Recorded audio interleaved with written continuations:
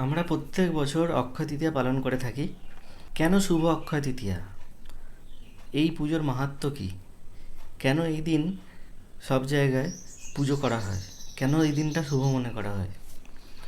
সংস্কৃত অনুসারে অক্ষয় শব্দের অর্থ হলো যার কোনো ক্ষয় নেই, অর্থাৎ যা কখনো শেষ হয় না। তাই মনে করা হয় অক্ষয় তৃতীয়ায় করা যে কোনো কাজ অক্ষয় থাকে। এই তিথি হতেই পুরীধামে জগন্নাথ দেবের রথযাত্রা উপলক্ষে রথ নির্মাণ করা হয়। অক্ষয় শব্দের অর্থ হলো যা ক্ষয়প্রাপ্ত হয় না। বৈদিক বিশ্বাস অনুসারে এই পবিত্র তিথিতে কোনো শুভ কার্য সম্পন্ন হলে তা অনন্তকাল অক্ষয় হয়ে থাকে। কেদার, বদ্রী, গঙ্গোত্রী, যমুনোত্রী যে মন্দির 6 মাস বন্ধ থাকে, এই দিনেই তার দ্বার উদ্ঘাটন হয়। দ্বার খুললেই দেখা যায় সেই অক্ষয় দ্বীপ যা 6 মাস আগে জ্বালিয়ে আসা হয়েছিল।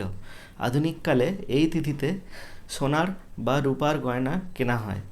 মনে করা হয় এই শুভ তিথিতে রত্ন বা জিনিসপত্র কিনলে গৃহে শুভ যোগ হবে, সুখ শান্তি ও সম্পদ বৃদ্ধি হবে। এই আশাতেই এদিন মানুষ কিছু না কিছু কিনে থাকেন।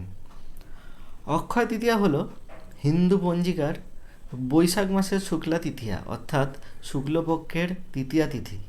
এটি হিন্দু ও জৈন উভয় ধর্মাবলম্বীদের কাছেই একটি বিশেষ তাৎপর্যপূর্ণ তিথি। এই শুভ দিনে বিষ্ণুর ষষ্ঠ অবতার পরশুরাম জন্ম নিয়েছিলেন। এই জন্য এই দিনটি পরশুরাম জয়ন্তী হিসাবেও পালন করা হয়। বেদব্যাস ও গণেশ এই দিনে মহাভারত রচনা আরম্ভ করেন। এদিনই সত্যযুগ শেষ হয়ে ত্রেতা যুগের সূচনা হয়। এদিনই রাজা ভগীরথ গঙ্গা দেবীকে মর্তে নিয়ে এসেছিলেন। এদিনই কুবেরের তপস্যায় তুষ্ট হয়ে মহাদেব তাকে অতুল ঐশ্বর্য প্রদান করেন। কুবেরের এই দিন লক্ষ্মী লাভ হয়েছিল বলেই এই দিন বৈভব লক্ষ্মীর পুজো করা হয়। এছাড়াও এই পুজোর সঙ্গে জড়িয়ে আছে আরও কয়েকটি পুরাণের কথা।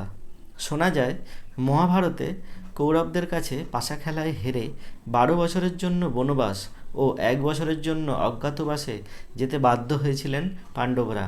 তাদের বনবাসে থাকার সময়ে ফের কৌরবদের চক্রান্তে মুনি দুর্বাসা তার শিষ্যদের নিয়ে এক রাতে পাণ্ডবদের আশ্রয় গ্রহণ করতে যান। কিন্তু সেই সময় তাদের ঘরে কোনো অন্ন ছিল না।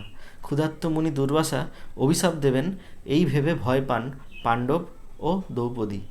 ঠিক সেই সময় শ্রীকৃষ্ণ এসে হাঁড়ির তলায় লেগে থাকা একটি মাত্র চালের দানা খেয়ে নেন।